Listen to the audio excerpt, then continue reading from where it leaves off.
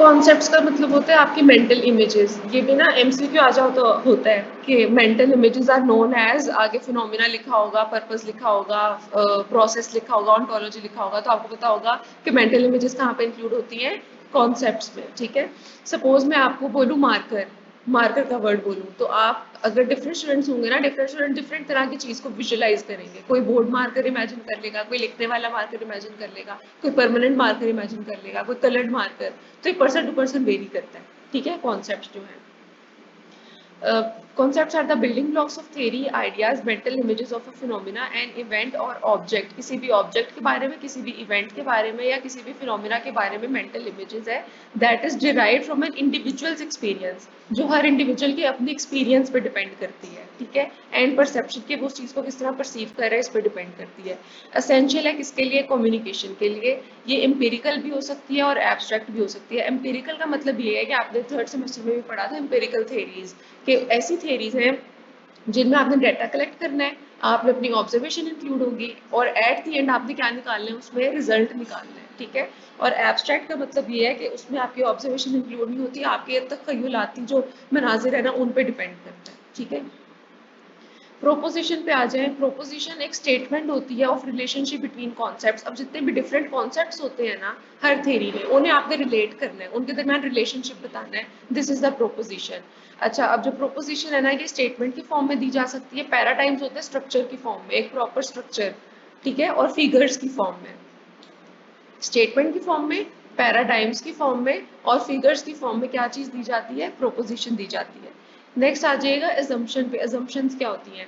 Assumptions ऐसी notations हैं, ऐसी स्टेटमेंट्स हैं which are taken to be true without proof.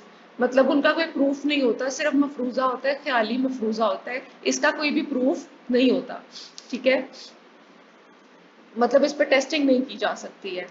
Assumptions may be based on accepted knowledge और personal beliefs and values। ये सिर्फ और सिर्फ किस पे डिपेंड करता है, आपके अपने नॉलेज पे, आपके पर्सनल बिलीव्स पे और वैल्यूज पे, आपकी वैल्यूज पे। ठीक है, थर्ड पॉइंट देखिएगा, ये ऐसे बिलीव्स हैं अबाउट अ फिनोमिना, एक फिनोमिना के बारे में ऐसे बिलीव्स हैं कि one must accept as true to accept a theory, कि एक बंदे को इसे मस्ट एक्सेप्ट करना पड़ेगा assumptions को। ठीक है, and although they may not be empirically testable. assumptions ऐसी नोटेशंस हैं जो टेस्ट नहीं किए जा सकते, जो ऑब्जर्व नहीं किए जा सकते। ठीक है, लेकिन आर्ग्यूड फिलोसफिकली, लेकिन आप इन्हें फिलोसफिकली आर्ग्यू कर सकते हो, अपने पॉइंट ऑफ व्यू में रख सकते हो। मॉडल्स पे आइएगा। अच्छा, क्वेश्चन आ सकता है आपका difference between theory and model. ठीक है, difference between theory and model. अच्छा, थ्योरी में आपने वो जो थ्योरी की डेफिनेशंस पढ़ी है वो कर दोगे, और मॉडल्स में ये जो यहाँ पे सिंबॉलिक रिप्रेजेंटेशन ऑफ फिनोमिना ये वाला ये लिख दोगे आप। मॉडल्स, हाँ जी, ये जो मॉडल्स वाले हैं, हाँ जी, इसके पॉइंट्स।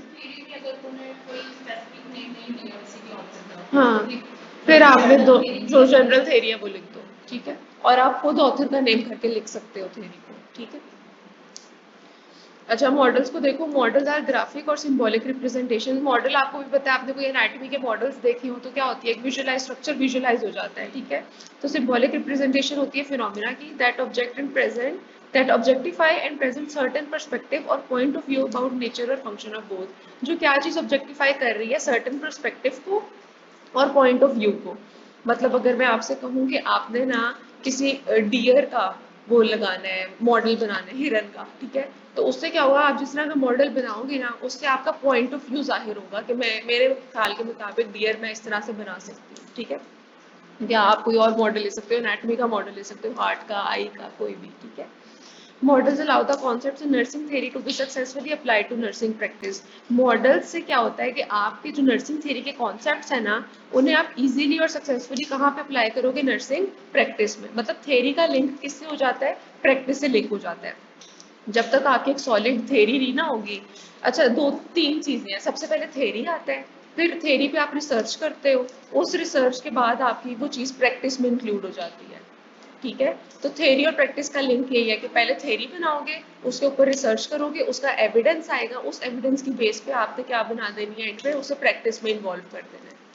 वो चीज़ अब आपकी प्रोफेशनल लाइफ में आपकी नर्सिंग प्रैक्टिस में इन्वॉल्व होगी। अच्छा, मॉडल्स जो है they provide an overview of thinking behind the theory, मतलब थ्योरी के बिहाइंड जो आपका थिंकिंग है उसके बारे में ओवरव्यू देता है, डेमोन्स्ट्रेट करता है कि थ्योरी किस तरह से इंट्रोड्यूस कराई जाएगी, किसमें, प्रैक्टिस में, through specific methods of assessment. इसमें डिफरेंट मेथड्स होंगे असेसमेंट के, ठीक है। वही बात आ गई कि थ्योरी किस तरह से प्रैक्टिस में आपने इन्वॉल्व करानी है, और उसमें हमेशा पहले क्या चीज़ इन्वॉल्व होगी, रिसर्च इन्वॉल्व होगी। प्रोसेस पे आइएगा स्लाइड नंबर 9 पे। प्रोसेस सीरीज ऑफ एक्शंस हैं, चेंजेस हैं और फंक्शंस हैं जो किस कोई ना कोई डिजायर्ड रिजल्ट लेकर आएंगे। प्रोसेस क्या होता है, कोई ना कोई रेसिपी हो गई, सपोज आपने खाना पकाना है तो सबसे पहले सपोज चावल बनाने हैं, आप डायरेक्टली कच्चे चावल पतीले में नहीं डालते हो, आपने पहले उन्हें बॉईल करना है, एक प्रोसेस के थ्रू चीजें गुजरती हैं, ठीक है। तो प्रोसेस क्या है, सीरीज ऑफ एक्शन है, चेंजेस हैं या फंक्शंस हैं, जिसके आपको एंड पे क्या चाहिए, डिजायर्ड रिजल्ट चाहिए। During a process, one takes systemic and continuous steps to meet a goal and uses both assessment and feedback to direct actions to the goal। मतलब इसमें आपके systemic and continuous steps होंगे। systemic एक proper structured way में, और continuous steps होंगे, मतलब break नहीं आएगा उसमें कोई, ठीक है। और at the end आपके पास जो आपका desired goal था वो achieve हो जाएगा। पर्टिकुलर थ्योरी और conceptual framework directs how these actions are carried out. एक पर्टिकुलर थ्योरी या फिर एक कॉन्सेप्चुअल फ्रेमवर्क जो है वो ये बता देता है कि एक्शंस किस तरह से आपने परफॉर्म करने हैं। कॉन्सेप्चुअल फ्रेमवर्क के बारे में भी आपने थर्ड सेमेस्टर में भी पढ़ा था, हम इसमें भी पढ़ेंगे आगे, नेक्स्ट स्लाइड्स में पढ़ते हैं अभी। अच्छा, फिनोमिना क्या होता है, phenomena is a subject matter of a discipline. कोई भी डिसिप्लिन से आप क्या समझते हो, डिसिप्लिन क्या होता है, कोई भी सब्जेक्ट कह लूँ मैं डिसिप्लिन को, एनाटॉमिक डिसिप्लिन है या नहीं है, कह सकती हूँ ना, फिजियोलॉजी एक डिसिप्लिन है, ठीक है। अच्छा, फिजियोलॉजी में आप क्या पढ़ते हो, फंक्शंस पढ़ते हो, एनाटॉमी में आप क्या पढ़ते हो, स्ट्रक्चर पढ़ते हो, ठीक है। तो यहाँ पे जो सब्जेक्ट मैटर लिखा हुआ है ना, सब्जेक्ट का मतलब ये है कि आप उसमें क्या चीज पढ़ते हो, ठीक है।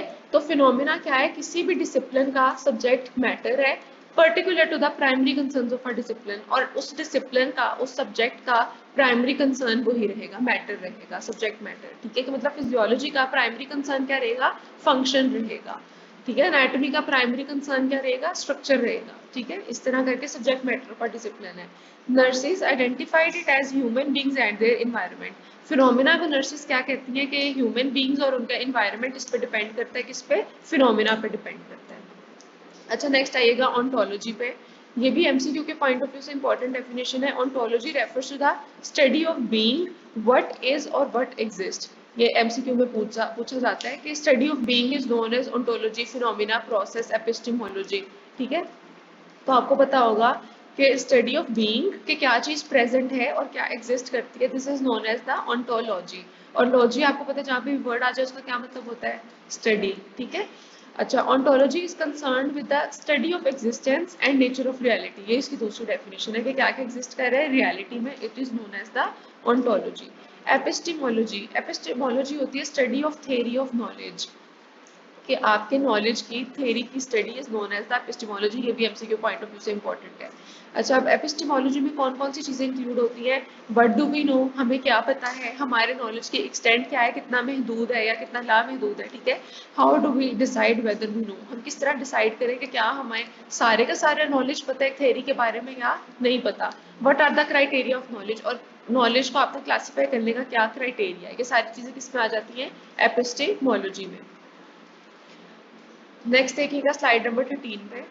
Nursing epistemology has been defined as the study of origins of nursing knowledge.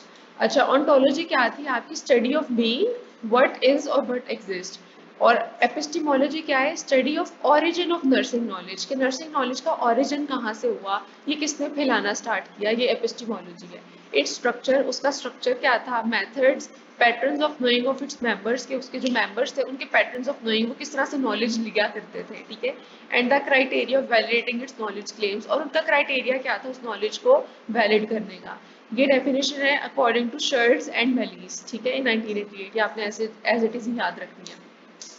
फिर हमारे पास में 4 फंडामेंटल पैटर्न्स आ जाते हैं नर्सिंग नॉलेज के, जिसमें किसका है, कार्पर का फंडामेंटल पैटर्न है, 1978 में उसने दिया है।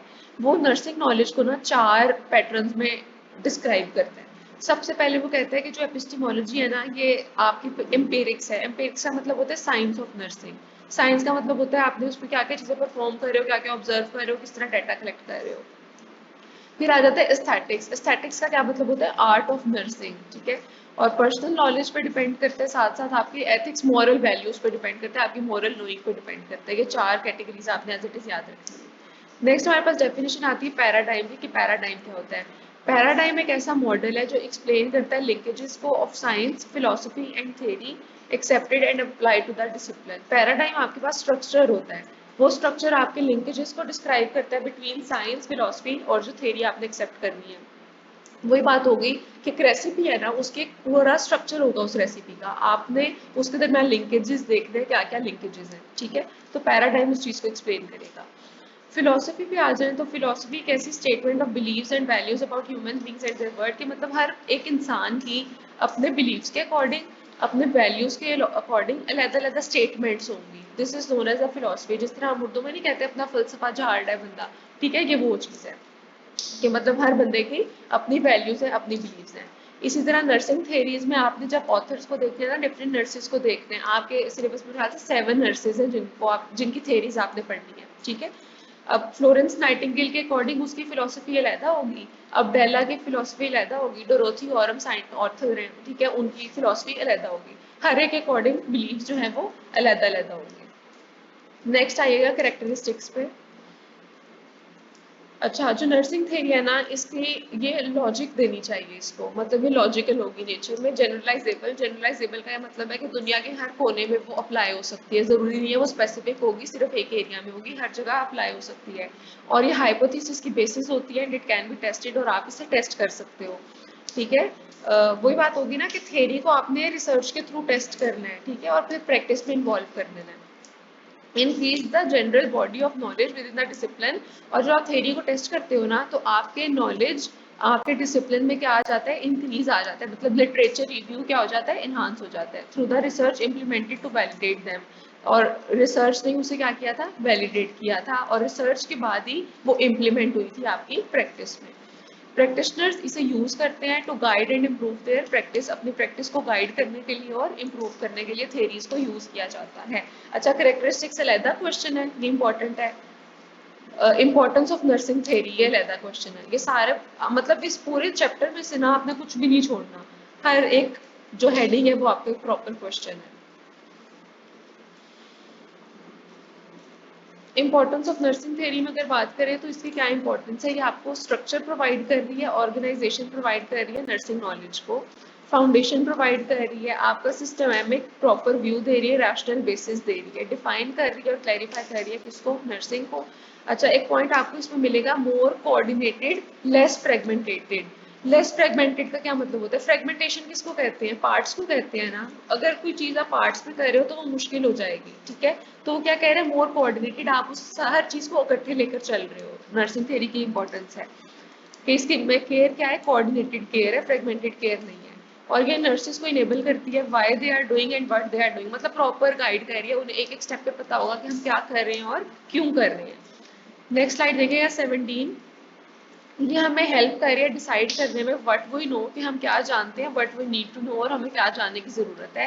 Criteria to be a profession, ये हमें एक क्राइटेरिया दे रही है प्रोफेशन को अंडरस्टैंड करने में। Distinct body of knowledge as the basis for practice, और डिस्टिंक्ट बॉडी ऑफ नॉलेज मतलब इसमें एपिस्टेमोलॉजी इंक्लूड है, आपका नॉलेज इंक्लूड है, और वो आप इसमें इंक्लूड करोगे, प्रैक्टिस में लेकर चलोगे उसको। Efficient and high quality nursing care provide कर रही है, कंटिन्यूटी प्रोवाइड कर रही है, कॉन्ग्रुएंस ऑफ केयर प्रोवाइड कर रही है। कॉन्ग्रुएंस ऑफ केयर का ये मतलब है कि आप, एक पेशेंट आया है ना आपके पास, आपने उसके कल्चर के अकॉर्डिंग, उसके बिलीव्स के अकॉर्डिंग, उसके क्या प्रेफरेंसेस है उसके अकॉर्डिंग आपने उसकी केयर प्रोवाइड करनी है। This is known as the congress of care. तो ये सारी नर्सिंग थ्योरी इस तरह से हेल्प करती है आपको गाइड करने में इन द नर्सिंग प्रैक्टिस। यहाँ तक काफ़ी है या आगे भी करा दूँ?